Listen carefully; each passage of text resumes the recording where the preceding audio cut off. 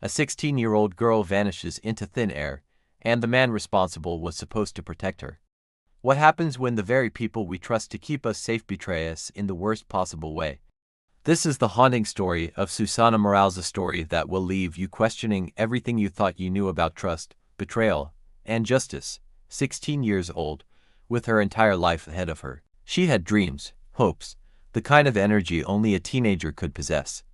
But in the stillness of a warm summer night in Norcross, Georgia, Susana Morales' world, like so many others before hers, was stolen in an instant.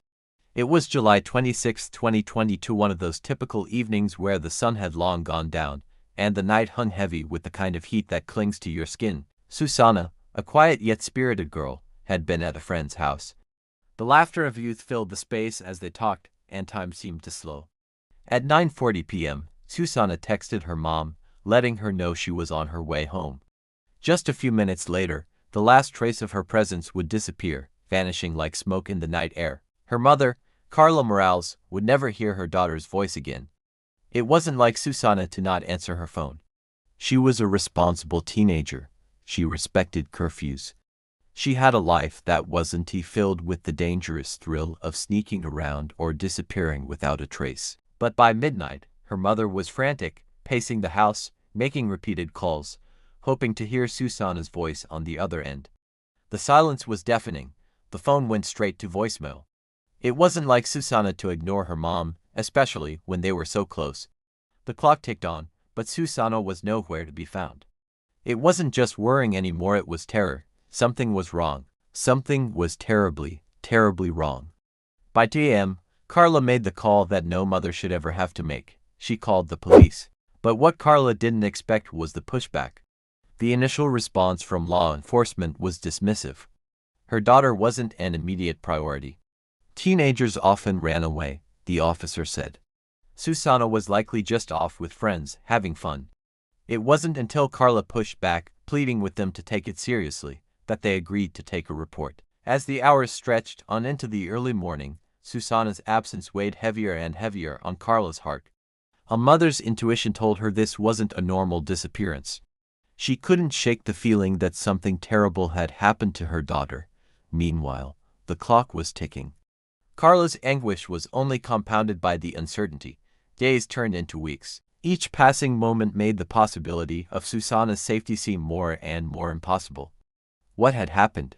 Who had taken her? Was she still out there, waiting for someone to find her? Every time a glimmer of hope appeared, it was quickly dashed. And all the while, the police were still treating her disappearance like a routine case until, a few weeks in, they reviewed the data from her phone. That's when they found something chilling. Susana's last known location placed her walking down Singleton Road, heading toward her apartment.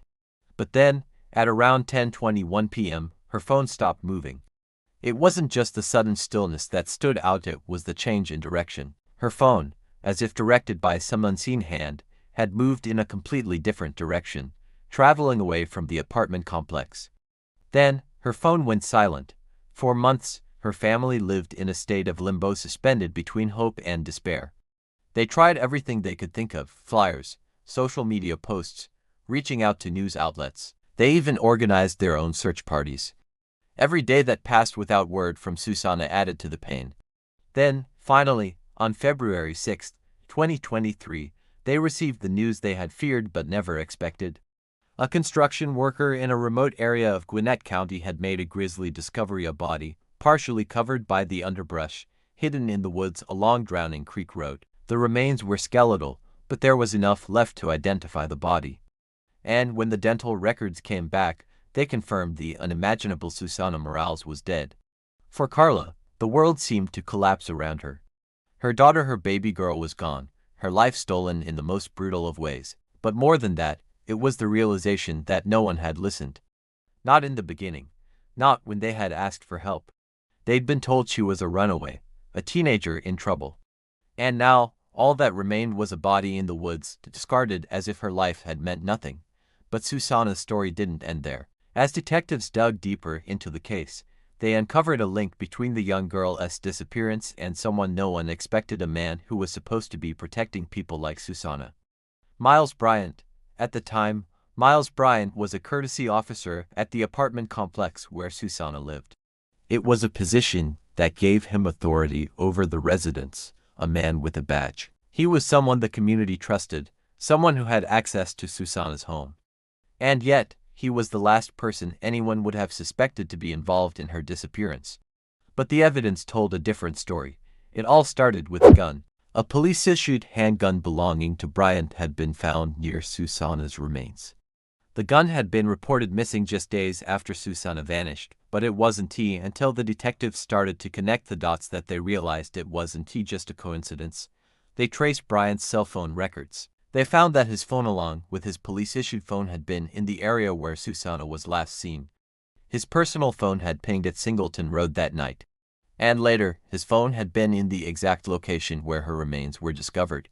The pieces were starting to come together, and then came the search history. When investigators dug into Bryant's internet history, they found something horrifying. He had searched how long does it take a body to decompose outside, and can dental records identify skeletal remains. The chilling reality hit the investigators hard. These weren't the searches of an innocent man. These were the searches of someone who had knowledge, someone who had planned, someone who had known exactly what had happened to Susana. The evidence against him was mounting. And on February 13th, just 1 week after Susana's body had been found, Miles Bryant was arrested. At first, the charges were modest: concealing a death, filing a false police report. But as the investigation unfolded, more serious charges were added: malice murder, felony murder, kidnapping. The case moved to trial, and the courtroom became a battleground of emotion and justice. The prosecution wasted no time painting Bryant as the monster he was. They laid out a timeline of events, one that showed how he had lured Susana into his vehicle and taken her far from the safety of her home. They argued that she had fought, that she had struggled to break free, but in the end, he had taken her life, discarded her body, and hoped that he could get away with it. The defense tried to argue that the evidence wasn't strong enough to convict Bryant. They claimed it was all circumstantial, but the jury wasn't swayed.